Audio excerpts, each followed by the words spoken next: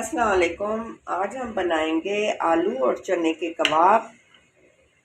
बहुत इजी है ये बनाना और बड़े मज़ेदार बनते हैं। तो चले आए शुरू करते हैं। सबसे पहले हम चने की दाल और आलू को बॉईल कर लेंगे। 3 अदद आलू ये हमने इस तरह से पीस करके और छील कर फिर बॉईल करने हैं। और पहले चने की दाल को हमने बॉईल करके वो अलग से बॉईल करनी है और आलू को अलग से बॉईल करना है।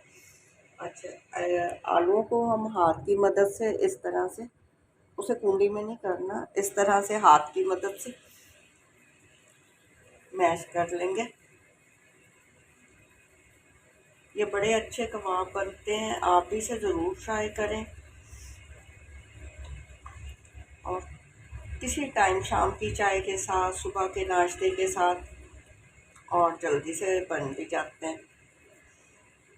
जो चिकन कबाब पसंद नहीं करता उनके लिए आलू और चने की दाल के कबाब ये बहुत।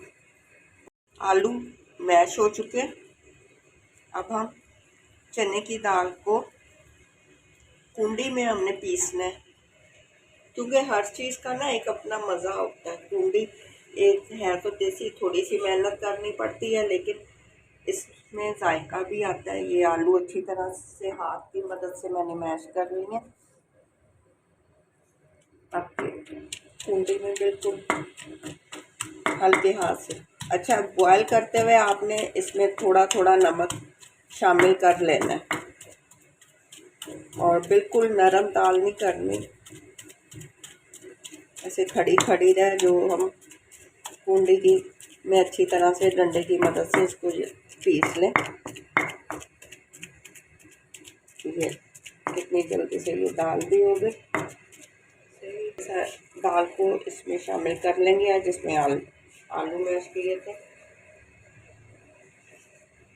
ये हाथ से हमने निकाल लिया और ये कुंडी को साइड पे करके अब हम इसमें शामिल करेंगे ये एक छोटी प्याज है बारीक कटी हुई, इसमें शामिल कर देंगे। और साथ ये हरी मिर्च बारीक, एक सिर्फ बारीक बारीक काट लेना है, क्योंकि इसमें हमने कबाब का मसाला शामिल करना है।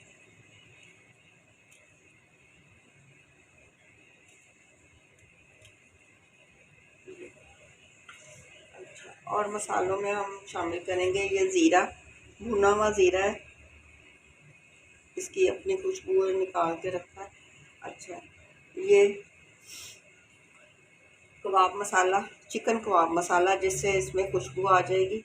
नमक आधी चम्मच, 1 चम्मच लाल कुटी मिर्च, आधी चम्मच चाट मसाला, 1 चम्मच कुटा हुआ धनिया।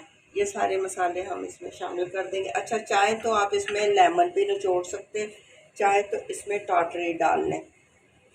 मैंने इसमें टाटरी शामिल की हुई, मैंने हरा धनिया और पुदीना सुखा के रखा है, ये इसमें हाथ यूँ मसल के वो शामिल कर देना।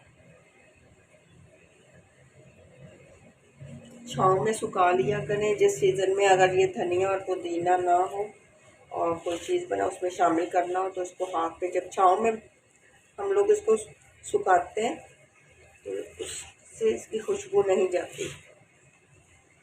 इस तरह से अच्छी तरह से हमने मिक्स कर लेना है।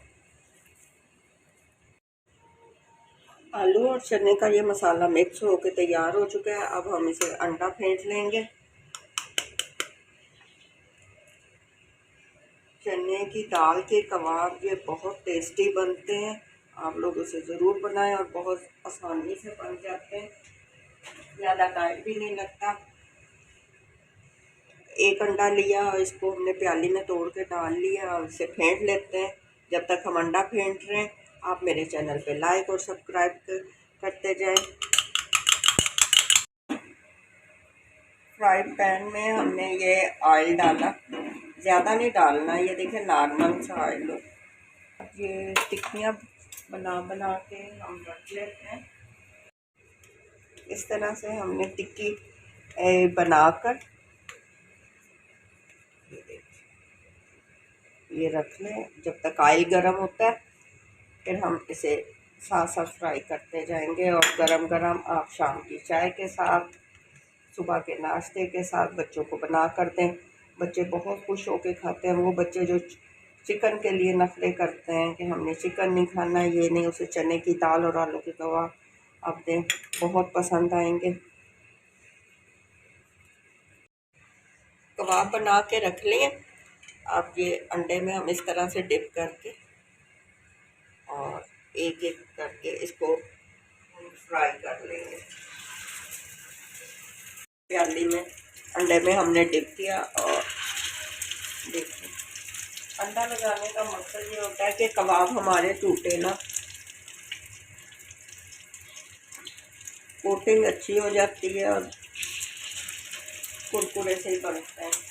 किस तरह से जल्दी से हमारे ये चने और आलू के कबाब तैयार हो गए। ये एक साइड से ब्राउन हो गए, इसको हम पलट लेंगे। आप चिमटे की मदद से भी इसको कर ले सकते हैं, क्योंकि ये देखें इजीली पकड़ के ऐसे।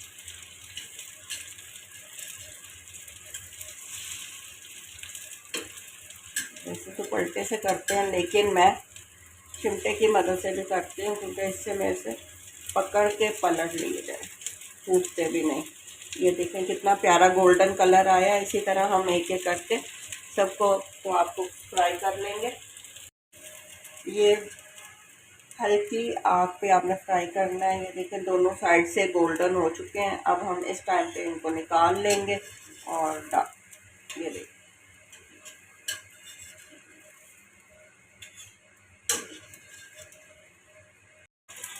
इसी तरह हमने पहले वाले निकाल लिए। अब और डाल लेंगे इसमें ऑयल।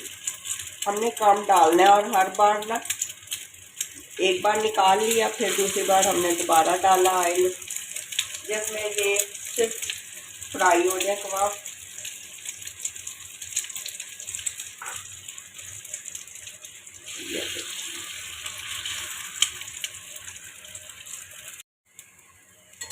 इसको आप, मैंने दूसरा साइड पलट दिया था, दोनों साइडों से हो गए थोड़े से गोल्डन हो गए हैं दोनों साइडों से। अब हम इन्हें निकाल लेते हैं।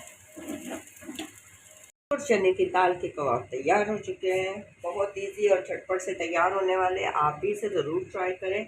अगर आपको मेरी ये रेसिपी पसंद है, मेरे चैनल पे लाइक और सब्सक्राइब करें। अपनी दुआओं में याद रखें। इंशाल्लाह नई रेसिपी के साथ फिर मिलते हैं।